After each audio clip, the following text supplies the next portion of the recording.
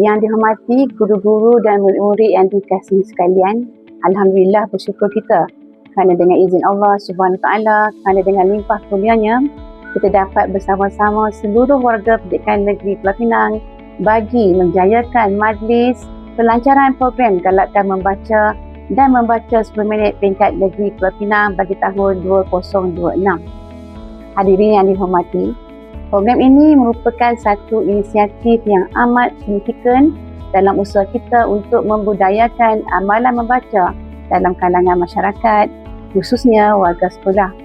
Membaca bukan sekadar satu kemahiran asas, tetapi merupakan jambatan kepada ilmu, pemikiran kritis dan pembentukan sahsiah yang unggul.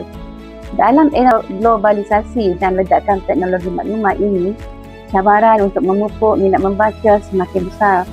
Anak-anak kita lebih terdedah kepada gadget dan media sosial.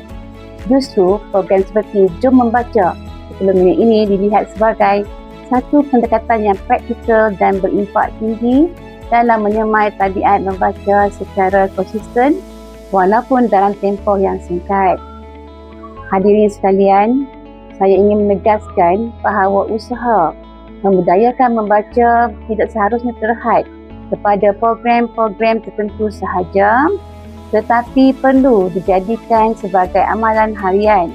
Guru-guru memainkan peranan penting sebagai pemudah cara dan pencetus minat, manakala ibu bapa pula sebagai pendorong utama di rumah.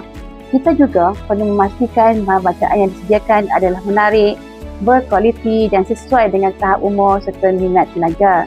Perpustakaan sekolah harus berfungsi sebagai pusat ilmu yang kondusif dan mesra pengguna, selari dengan perkembangan pendidikan masa kini.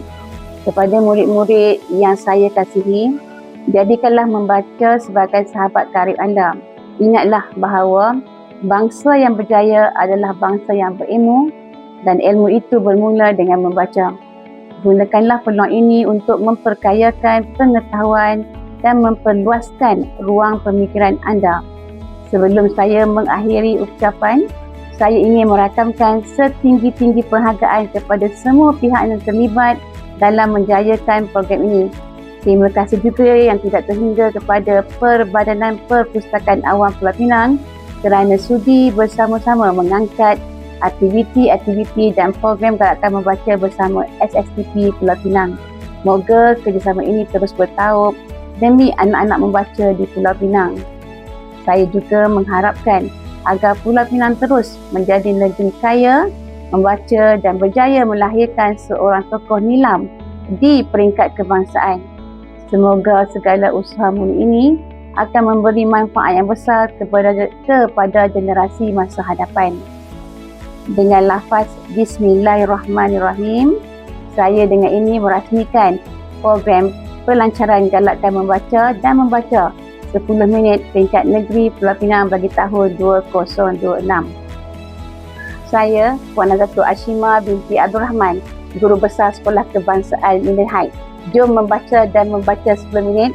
Semoga kita semua menjadi masyarakat yang berilmu. Minden Legacy. Sekian, terima kasih. Jom membaca. Terima kasih.